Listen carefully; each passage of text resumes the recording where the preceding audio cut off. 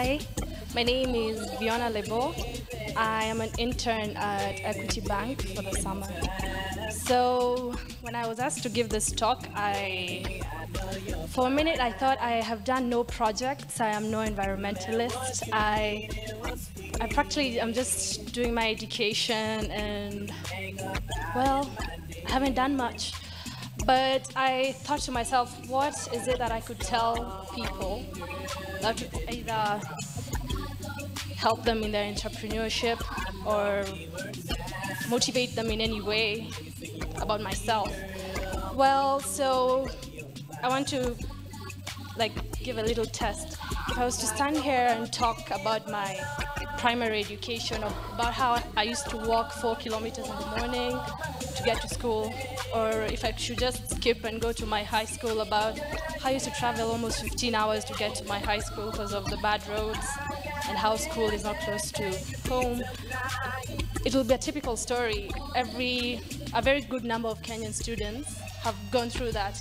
It's Kenya, we have bad roads, primary schools are not close to our homes, so most of us never really could just understand what I'm talking about. So if I skip my primary and high school and talk about how after high school I was able to work at a bank, then afterwards proceeded to go to Harvard College, then maybe that would get some of your attention. It's more outstanding, it's something different, maybe.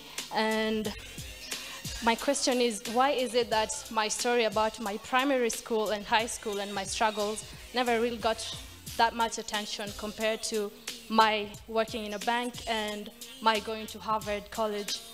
If I was to ask you to think about someone successful or a successful activity, I think to some of you, you may imagine a big house, a very lucrative business, something that is well established, well developed, someone who's already achieved.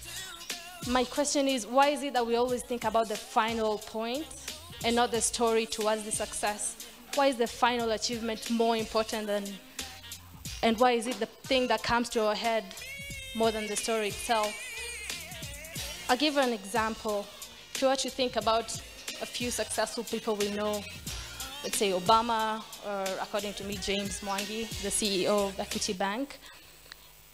If asked to say something about their success, for Obama, the first thing that will come to your head is, oh, he's the president of the United States, the most powerful country in the world. For James Mwangi, the first thing that will come to your head is the CEO of Equity Bank. That's the first thing that may come to your head.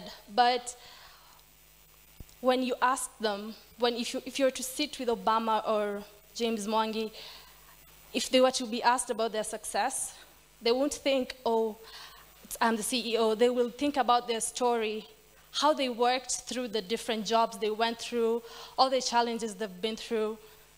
But for all of us, everyone else will think about the final achievement. Okay. To any of you, you could think about any activity you've ever done, whether it's your high school exams, whether it's a startup that you had. If it was successful, if you were to think about it yourself, not asking anyone else, you would really tell me about how, if you're a student, you tell me, oh, I had the late nights, I had to go to my teachers, I had to work on P sets, which are problem sets. I would had to work on my assignments. That's all you would remember. But if you were someone to look at you and think about your success, they will say, oh, they got an A in their exam, or oh, their startup became successful. Well, personally, I think we do not take so much credit for what we do. Before we get to this achievement stage, before we get to be acknowledged by other people, we tend to forget that we have to appreciate ourselves with the little steps that we make. Like, if you were to wake up in the morning, that is part of your success story. Not everyone woke up this morning. If you were to work hard, you stay the whole night for a student to study for your exams. That's part of your success story. If you're a business person, the late night that you spent in your office trying to figure out the numbers to work with your business, that is part of your success story. So why is it that when we're working toward our success, why don't we think about the little steps? Why don't we just appreciate and give ourselves the credit as we get there? When I said I haven't done anything initially, I can't really say that I haven't done nothing. I moved from living in Loitoktok with my parents, and right now I live alone in Nairobi. That is part of my success story. Not everyone would have known that, but I know that. I moved from studying in a school in Loitoktok. I'm not sure where some of you know where it is. And I go to a school in Cambridge. That's Harvard. It is part of my success story.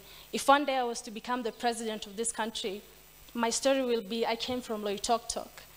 I went to Harvard. Now I'm the president. But at this point, I have chosen to appreciate the point I am in, which is all I urge you to all do. Because without appreciating where we are right now, there's no way we will move forward with every step. So we will find the challenges that we have as obstacles, but instead they are part of what we will talk about in the end. For Diana and all the speakers who've been here talking about their projects, they've told you their story to get there. Some of you may have known the awards they won and all the achievements that they've achieved, but they themselves know their story. So for everyone who you personally know your story, not everyone will appreciate the challenges as you go through them, but you personally will definitely should appreciate them. So I urge you today to please, every step that you take, every challenge that you experience, you should take it as a part of making your success story. Thank you.